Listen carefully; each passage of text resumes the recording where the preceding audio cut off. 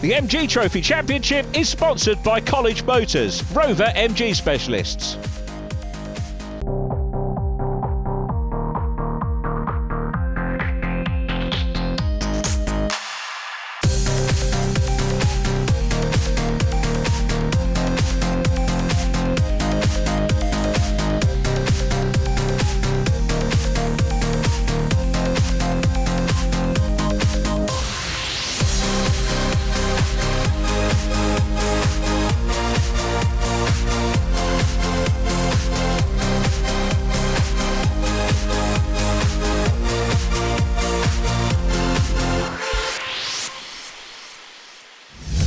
A very warm welcome along to the College Motors MG Car Club MG Trophy Championship, the first event of the 2018 season here on the Silverstone National circuit.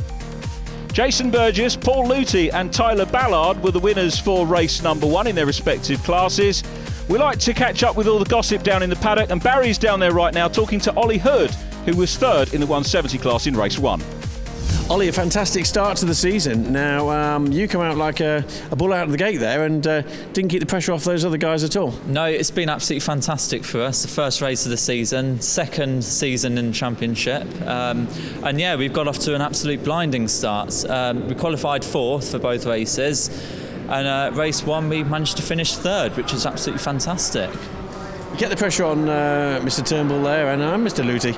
Yeah, I did, yes. Unfortunately, I dropped off a bit due to a brake issue, but that soon kind of sorted itself out and we managed to get back on the pace, but not enough to actually catch up first and second. But to finish 3rd is absolutely fantastic.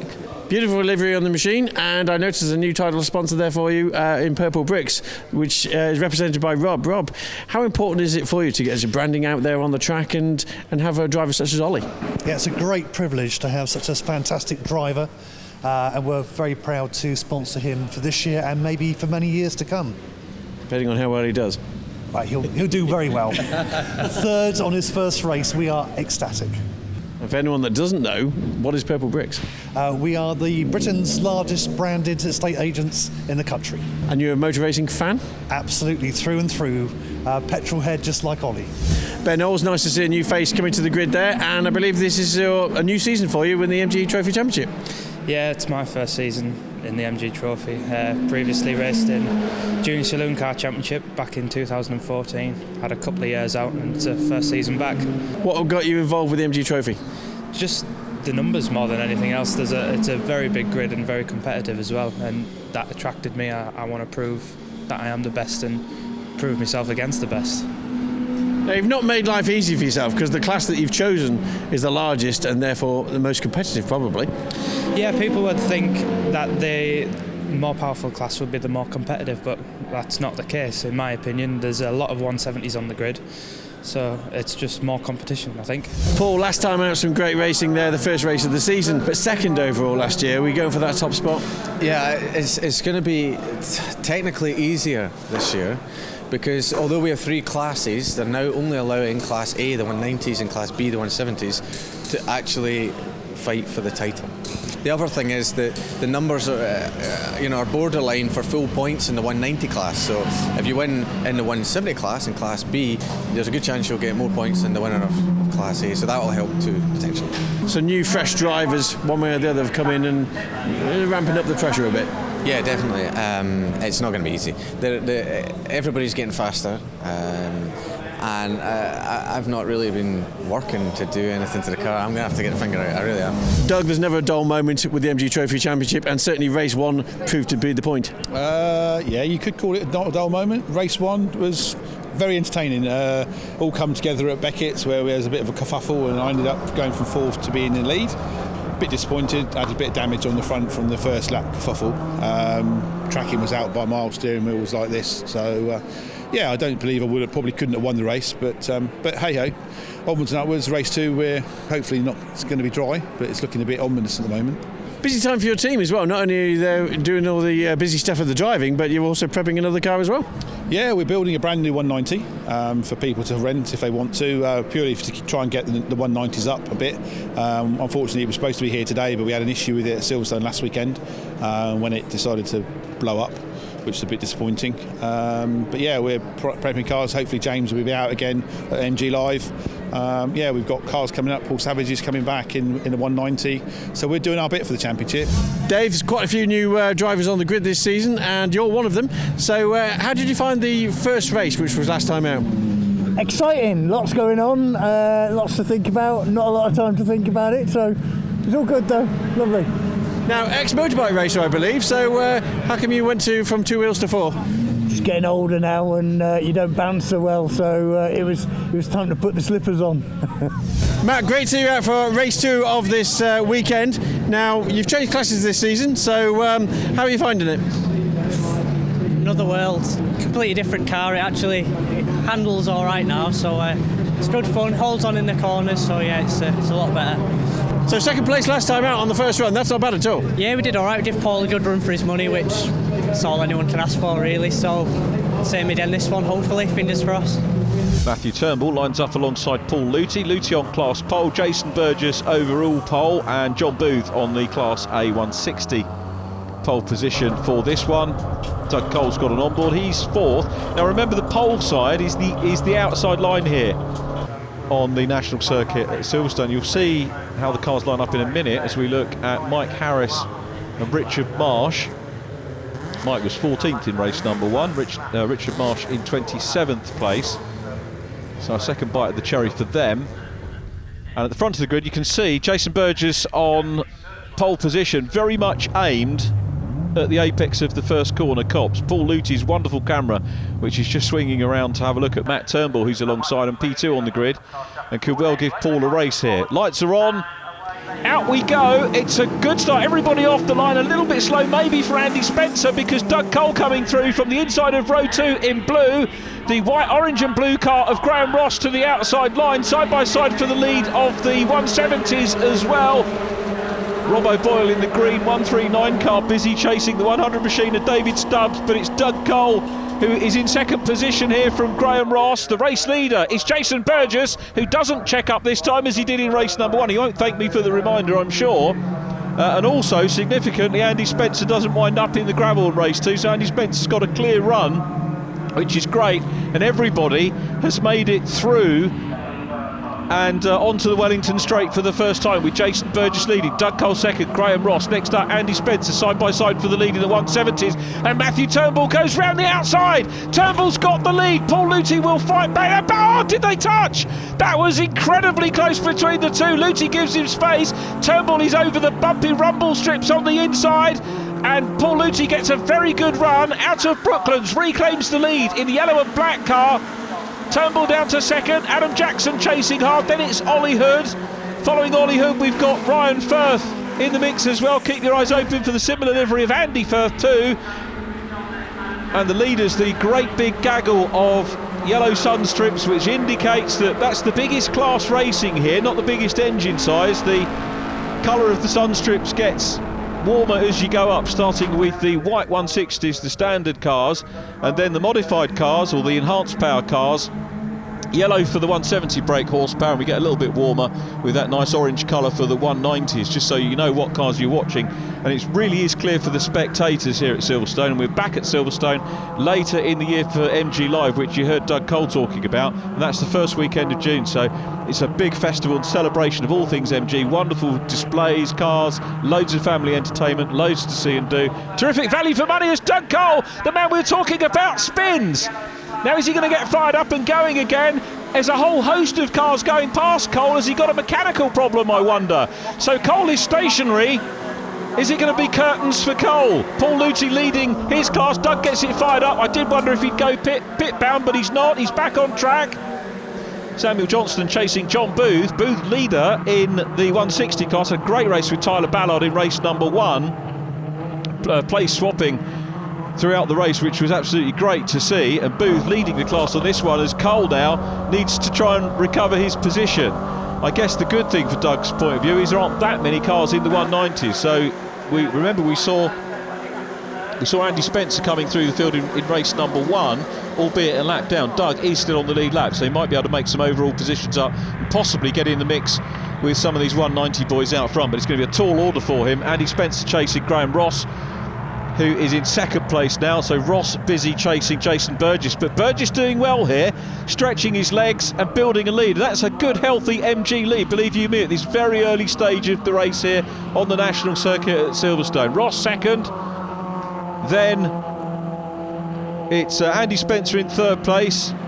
Burgess getting fastest lap in race number 1. Gianni Piccioni there side by side with Rob O'Boyle, and in the mix as well is Richard Marsh in the 19 car. They go 4 wide at places here at Silverstone. You can do that. It's a terrific circuit as off track goes. That's one of the front runners in the 160s, car number 21, which is David Heisman. He was third in the 160s in race number 1. Podium is going to be difficult for him to achieve in this race, as it possibly is as well for Doug Cole. Doug about to chase down on David Stubbs, who we heard from talking to Barry before the start of the race. He's got the black cross on the front of the car, and going through on the inside is Ben Mills, who gets it all sideways but manages to save it. Doesn't do any damage to himself or anyone else. That was a good save from Mills, and he's making good progress in the race. The lap or so ago when we saw him, he was with Gianni Piccioni. You can see he's got 2 cars between himself and Piccioni now, and Mark Scott's one of those. There is Gianni with Richard Marsh immediately up ahead of him. So Doug Cole has managed to get past a few of the 170 runners, and relative ease. I guess Silverstone's one of the tracks with some good straight fast flat bits, which you can use the power to your advantage. I know some of the drivers were doing a rain dance hoping it would level the classes out a little bit, but it didn't work that way. Stubbs still there at the front of this group. Rob O'Boyle in green, the man from Brisbane, of course, not scoring any points. Then we've got Mark Scott in 34 as well. Doug Cole about to pick off another position. I said look out for Andy Firth, and that's Andy in the 49 car that he goes past. So Andy, the Derbyshire-based man, is passed by Doug Cole in the 190. He might try and follow Doug and perhaps get a little bit of a tow, which might help him close up on the cars in front. And the immediate one is 37 Mike Harris. So Cole making a good recovery here on the national circuit at Silverstone, and we'll have to see how much further he can get up the field.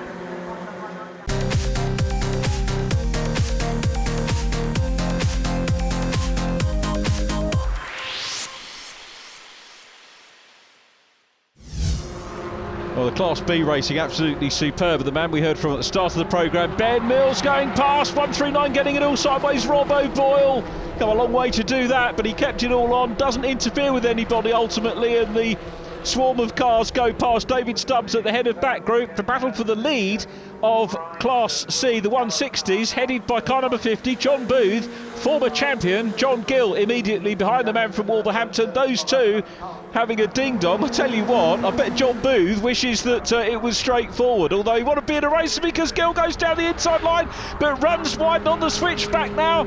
Booth's going to go through. He was dicing, remember, with Tyler Ballard in race number 1, and this time it's John Gill who's giving him the race, and it is a real race. Doug Cole coming through.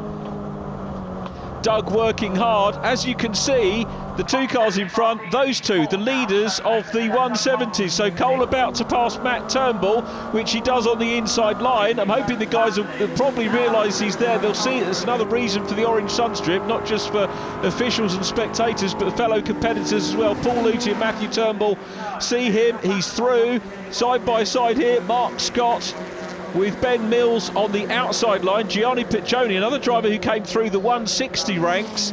It really is a super way to come into the championship running in the standard power class rather than the enhanced power. It gives you somewhere to learn. It also gives you somewhere to go, of course, into the enhanced power classes. As Piccioni goes on the grass, I thought for a moment he was going to spear somebody coming back on, but he recovers well, and it's Ben Mills at the front of this group from Mark Scott. Mark 15th in race number 1, then Rob O'Boyle in green looking down the inside line onto the straight.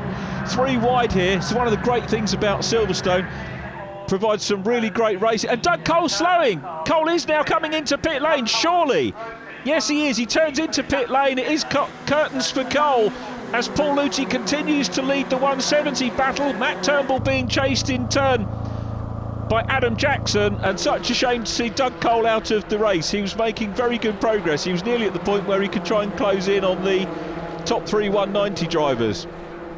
Some good racing going on, super racing going on in the 170s, and O'Boyle being chased hard by Samuel Johnston, then the 84 of Christopher Bolton. O'Boyle gets it a little bit sideways, a touch there from Bolton, who couldn't avoid him at all. And, well, there is damage, which we don't like to see, but they are carrying on, and that we do like to see. Here's the battle for the lead again, and down on the inside, Turnbull on the inside into Brooklands, gets the move done. Now watch Luty, he'll look across, very nearly touch again. These two having very close racing. On the rumble strips again, I think, was the 64 car, so Luty down to second place. He's going to chop back across, looks at the inside line, there's half a gap there at the moment. Now, did Luty have a premonition that Turnbull was going to run wide there? Because it did look like a narrow gap. He went through. Super stuff from Luty, back into the lead, place changing a plenty. Now we've got the overall race leader, Jason Burgess, chased hard by Graham Ross. Ross was second in race number 1, wants to go one better here. And they've got a difficult job because they have to look out for the traffic that's coming up, and they have to race themselves as well. And it could go one of two ways. It might give an opportunity, it could give an opportunity for the third place driver to come in as well. That's Andy Spencer, but it depends how the traffic works out for them. Now, of course, the drivers that they're approaching are having their own battles respectively in class as well. And they're closing up at the minute on the first car they're going to catch is Samuel Johnston in 24, the teenager who was in the top 10 in race number 1, as we mentioned.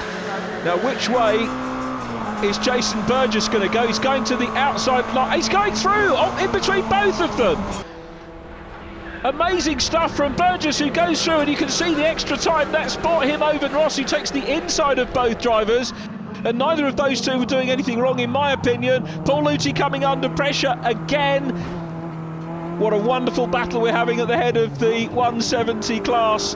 Paul Luty, the race leader, and he'll really want Adam Jackson. He needs Adam Jackson to start nibbling away at that 64 car in second place to maybe take the pressure off him.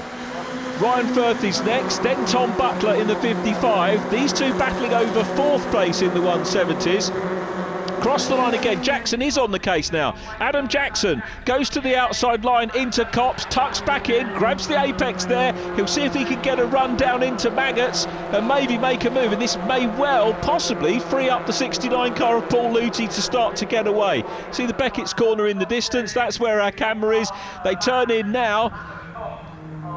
What a great race we've had, two great races we've had in MG. The value for money in this championship, absolutely unbelievable. Really great racing, the cars look great, they sound fantastic, and they produce great racing as well, as evidenced by Jackson looking down the inside line again into Brooklands.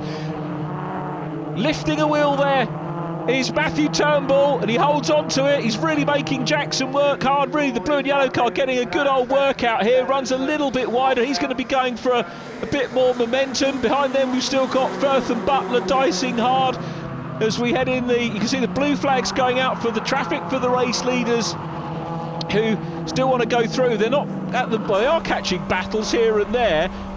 Jason Burgess' shot is relatively clear track at the moment. There's Ben Mills in number 6, who's going to, I think, give them room. He does. In some shots it doesn't look as much room as others, but he did give Jason Burgess room to come through on the inside. Now you can see he's right on the outside line as we go on to the last lap, and it looks as if Burgess has got this one. Ross not that far behind, to be absolutely fair, but it looks like Burgess has got a decent run to the flag. Ross has got the fastest lap of the class back on lap 11, a 67.2.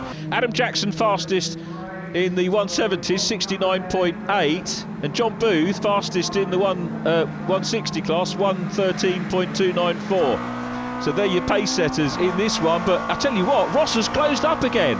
We are on the last lap, and Ross is piling the pressure on again. Under the bridge, heading down in towards Brooklands, and Ross looks at the inside line. He makes the move. It's do or die here. Bang! Contact!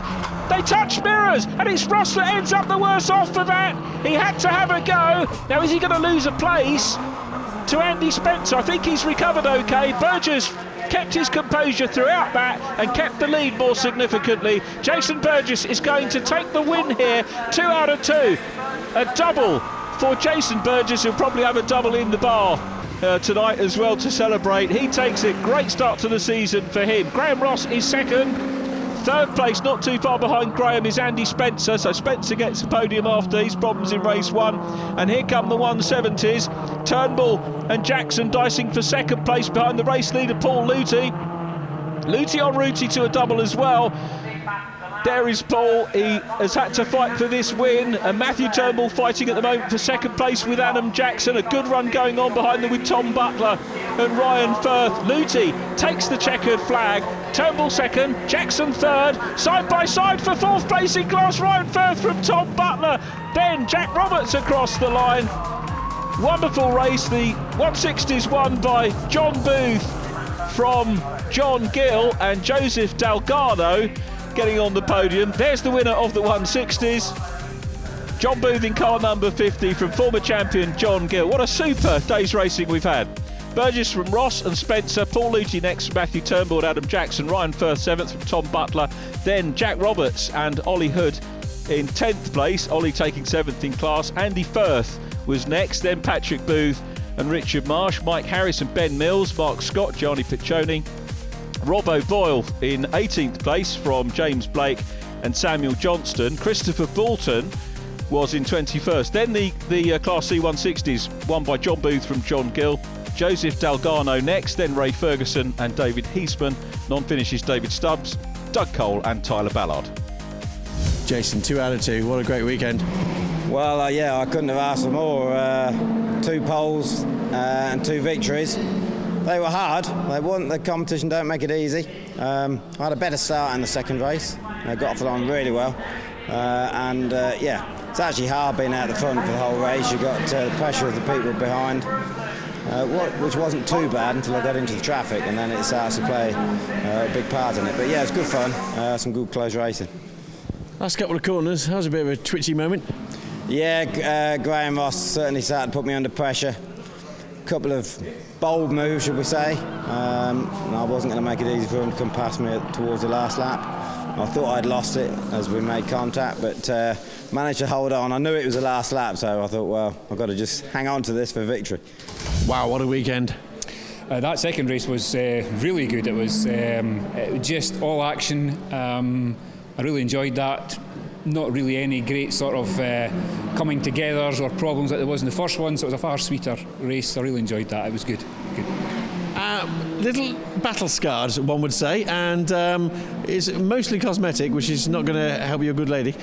No, she's got a lot of polishing to do. She might not be too chuffed about that. I'm not told her yet, but yeah, she'll manage to polish it out. By the end of the week, it'll be fine. I'll be brand new by then. Andy, what a fantastic way to end the weekend, and you're one of the first drivers, I think, to go from Class C last season to Class A and a podium. Yeah, it was a tough start to the day. We were surprised by our pace this morning. We went out, got on it quite quickly and brought it home, qualified second, which we didn't expect. Race 1 was a bit unfortunate, got a bit unlucky at the start, but it happens. And then, yeah, race 2, just wanted to get a result back for all the boys at 4G that gave me the chance to get out this year. We've struggled with funding a lot, so without these guys, there's no way I'd be able to get out this year. So to bring it back on the steps is great for them, even if it did get a bit noisy towards the end. Paul, 2 out of 2, fabulous weekend there, but the pressure's on now. Matt's all over the place in your mirrors. Yeah, I saw that car pretty much all the time. It's going to be imprinted in the back of my mind. Like we said earlier, you're going to have to up your game a little bit more just to ramp it up, just to keep that distance. Do you know, though, it's good because I have no idea what he's going to do. So it's like an adrenaline buzz, you know, the unknown. I mean, he got past me at one point there, and I didn't know if he was going to go for it or not. So I'm going to just let's see what you do, and he went straight for it, which is exactly what he should have done, and he got past. So good on him. So I had to snatch that back, but I couldn't really lose him. On the playback, you'll see that he got tangled up a little bit behind you, and you managed to get some gap. Lap times, he was getting some good stuff. So clearly, yeah. Nothing in it. Nothing in it. The next race meeting, it could be quite easily the other way around. I think it's pretty much the same speed-wise, so I was just lucky I was in front, you know. And that's the last word from our championship leader, Paul Luty, by a single point from Jason Burgess, who heads Class A. Matt Turnbull third, then Adam Jackson and Graham Ross. Tom Butler completing the top 6. Thanks for watching today. We'll see you next time at Brands Hatch.